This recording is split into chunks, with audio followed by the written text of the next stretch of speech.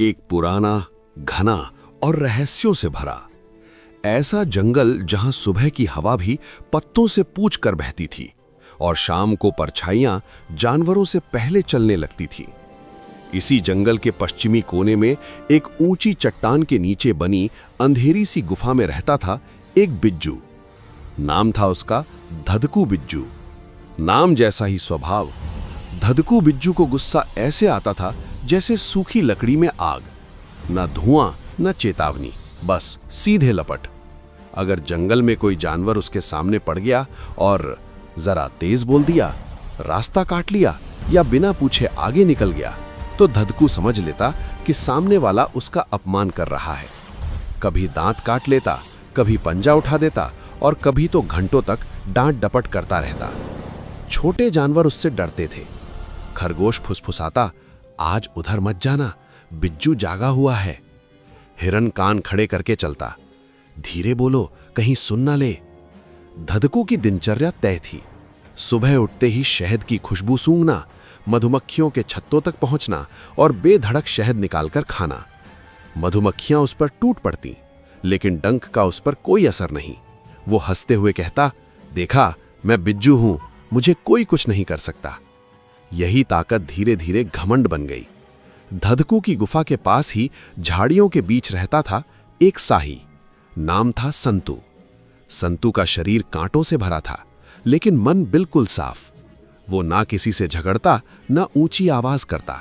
अगर कोई उसे कुछ कह देता तो वो बस चुप रह जाता। धधकू कभी कभी उससे भी उलझ जाता। ए कांटेदार, मेरी गुफा के पास क्यों घूमता है? संतू शांत स्वर में कहता, रास्ता तो सबका है भाई। धधकू मन ही मन जलता। अगर इसके शरीर में कांटे ना होते तो आज इसको यहीं रगड़ देता। जंगल में एक और जानवर था, चीकू बंदर। चीकू को ना ताकत से मतलब था, ना मेहनत से। उसे बस मजा आता था दूसरों की लड़ाई देखकर। वो एक कान से बात सुनता और दूसरे कान से आग लगाता। उसने देखा कि बिज्जू और साही के बीच तनाव पहले से है, बस उसे मौका चाहिए था। एक दिन चीकू बंदर धधकू के पास आया। बिल्कुल मासूम बनकर बोला, बिज्जू भैया, मैं तो नहीं कहना चाहता, लेकिन साही आपके बारे में अजीब बातें कर रहा था। धधकू की आंखें लाल हो गईं। क्या बोला उसने? चीकू ने आग में घी डाल दिया। कह रहा था, बिज्जू बस मधुमक्खियों से ही लड़ सकता है, सामने कोई बराबरी का आए तो भाग जाएगा। बस इतना सुनना था। धधकू का दिमाग सुन्न हो गया। उसी शाम गुस्से में अंधा होकर धधकू सीधा संतू साही के बिल की तरफ बढ़ा। आज तेरे कांटे भी तुझे नहीं बचाएंगे। संतू कुछ समझ पाता उससे पहले ही बिज्जू झपट पड़ा, लेकिन जैसे ही वो नजदीक गया, चुभ चुभ चुभ, संतू के नुकीले कांटे धधकू के सीने, पंजों और चेहरे में धंस गए। धधकू दर्द से चीख पड़ा। ये दर्द अलग था, ये मधुमक्खियों जैसा नहीं था। वो लड़खड़ाता हुआ पीछे हटा और बिना कुछ बोले अपनी गुफा की ओर भाग गया। पूरे जंगल ने पहली बार देखा धधकू बिज्जू हार गया। गुफा के अंदर धधकू बैठा था, शरीर में दर्द, दिल में गुस्सा और दिमाग में उलझन। मैं हार गया? वो खुद से ही सवाल करने लगा। उसी वक्त गुफा के बाहर आहट हुई। धीरे धीरे चलता हुआ संतू साही सामने आया। उसकी आंखों में डर नहीं था, दुख था। उसने धीमी आवाज में कहा, धधकू भाई, मुझे माफ कर दो, मेरी वजह से तुम्हें चोट लगी। धधकू को जैसे किसी ने जकड़ लिया। जिसे मैंने मारने दौड़ा वही मुझसे माफी मांग रहा है। उस पल गुस्से की दीवार में पहली दरार पड़ी। ये वही साही था जिसे वो कुछ देर पहले तक दांतों से चीर डालना चाहता था, और अब वही साही सिर झुकाकर माफी मांग रहा था। धधकू ने भारी आवाज में पूछा, तू मुझसे माफी क्यों मांग रहा है? संतू साही की आवाज कांप गई, क्योंकि अगर मैं वहां ना होता तो तुम घायल ना होते। धधकू के भीतर कुछ टूट सा गया। वो पहली बार समझ पाया, जो सच में गलत होता है वो माफी नहीं मांगता, और जो सीधा होता है वो अपने दूसरे के कसूर पर भी शर्मिंदा हो जाता है। उसने धीरे से कहा, गलती तेरी नहीं थी साही, गलती मेरी थी, मैं खुद लड़ने गया था। संतू ने पहली बार हल्की सी मुस्कान दी। उस घटना के बाद कुछ दिन जंगल में शांति रही। धधकू गुस्सा थोड़ा कम कर दिया। अब वो हर बात पर नहीं भड़कता। संतू चुपचाप उसकी मदद करता, कभी जड़ी बूटी लाकर, कभी पानी रखकर। लेकिन एक जीव ऐसा था जो इस शांति से खुश नहीं था। चीकू बंदर दूर पेड़ पर बैठा सब देख रहा था। उसने दांत पीसते हुए सोचा, अगर बिज्जू सुधर गया तो मेरी मजा देखने की आदत खत्म हो जाएगी। उसने नई चाल सोची, पहले से भी ज्यादा खतरनाक।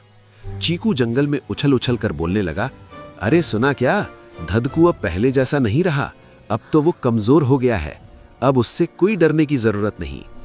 धीरे धीरे बातें फैलने लगी। कुछ बदमिजाज जानवर धदकू की ताकत आजमाने निकल पड़े। एक दिन शहद की तलाश में घूमते हुए धदकू एक पुराने कुएं के पास पहुंचा।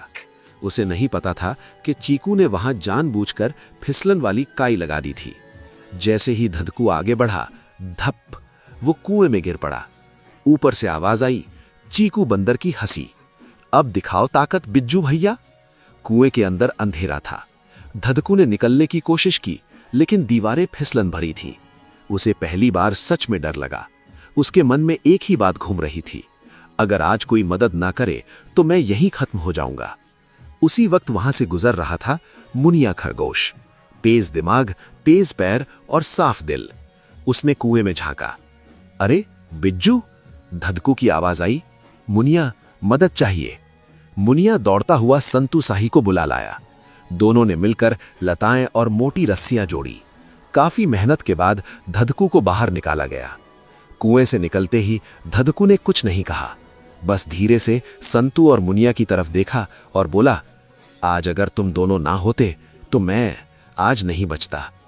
उस दिन तीनों ने तय किया, अब हम अलग अलग नहीं, साथ रहेंगे। तीनों को पता था ये सब चीकू बंदर की चाल थी। मुनिया बोला, ताकत से नहीं, दिमाग से सबक सिखाएंगे। संतू ने सिर हिलाया। धदकू चुपचाप मुस्कुराया।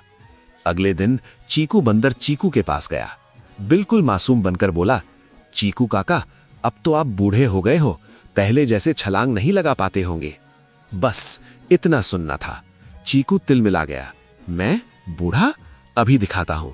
जैसे ही चीकू लंबी छलांग लगाने को तैयार हुआ, पीछे से धदकू ने उसकी पूंछ मजबूत लता से बांध दी।